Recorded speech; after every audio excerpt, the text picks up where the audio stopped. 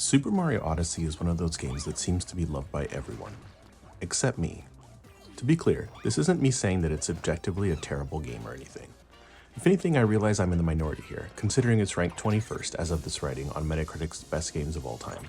There's no denying that for most people, it's a polished gem to be cherished. But there's just something off about it to me. For starters, I think character design and level design each stand out as really misplaced in a Mario game. There are some small nuggets that I do love. I love that Mario's cheeks puff up when he's holding his breath underwater.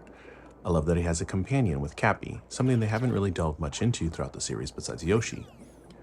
I love that he's got a craft to travel on, albeit in cutscenes. And I love the 2D 8-bit sections throughout various areas. Let's look at character design, including NPCs. For context, I was born in the 80s and thus watched a lot of media with Mario where he was a regular human from Brooklyn. The cartoon series and its live-action segments that were spliced into these early cartoons made it clear how they were just two brothers that happened to fall down a warp pipe, exactly like the latest Super Mario Bros. Movie. So you'd think that Mario would look a lot like other humans you encounter, but that's not the case. Pauline is the only person who matches the design of Mario, with that look of over-exaggerated eyes and proportions. Mario's cartoon look has more in common with Goombas than it does with the other humans in New Donk City. It makes it feel out of place and not really part of the Mario universe. And as a side note, what the f is up with these mermaids? They look like a 4-year-old designed them. With regards to locations, you start off in the Cap Kingdom, a dark and dreary place. It's not a great way to introduce me to this adventure. Super Mario 64 starts you off outside of Peach's castle and was the right way to strike that sense of awe into a player. I would have been happier with some sort of colorful presentation that highlights what kind of world I was getting myself into, not this Halloween-themed nightmare that looks like Jack Skellington is going to show up any minute. And yet, be careful what you wish for. The Luncheon Kingdom is the colorful, vibrant world I would expect as a starting location, but it utterly disappoints. Hundreds of hours of videos have been made around the Switch's graphical capability, or lack thereof. But this level really comes down to a lack of polish, or even effort, not a failure of the hardware. Look at how bland this place is, with giant lakes of pink lava.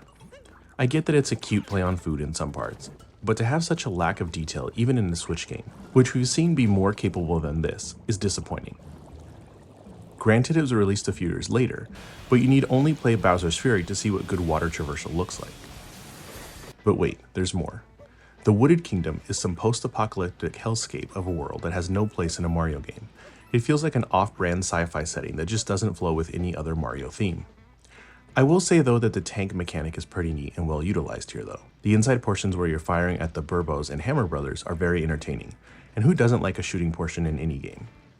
I think where I hit the wall with this game though, and where it really felt like something was off, was the Sand Kingdom. Right when you touch down on the outskirts of that small town, it feels vast, like there's so much there, but you realize it's a cover, that there really isn't anything to this level. Yes, there's the town and the pyramid, but really besides those two markers, there's only a small amount of filler in random spots in the desert, and that's it.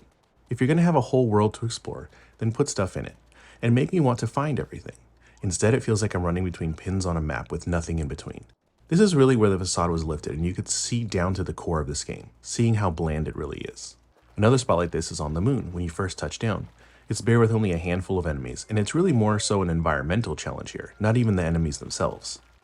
Finally, we've heard how the gameplay is just the same thing over and over throughout the series, especially with games like New Super Mario Bros., or that Mario isn't great at telling a story. I think games like Sunshine and Galaxy show that it's possible to do something different, to tell a better story. However, here we see a recycling of old tropes from games like Super Mario Bros. 3 and the Koopalings. The Broodals are basically the Koopa Kids all over again, even right down to their flying ship. I'm sure the creative minds at Nintendo could have come up with something other than this, but they just didn't put in the effort. Super Mario Odyssey currently stands at a 97 on Metacritic, and is lauded by nearly everyone out there. Is it an entertaining game? Yes. But is it perfect? Far from it. If we're giving grades, I'd give it a 6.5 out of 10. This is by no means an extensive analysis. If you want to hear more about this game, let me know in the comments below. I've been really busy with work and changes in our home life, so I haven't had that much time to make content lately. I've been playing Pikmin 4 almost since it came out, and I'm sure I'll make a video on that soon. Until then, take care.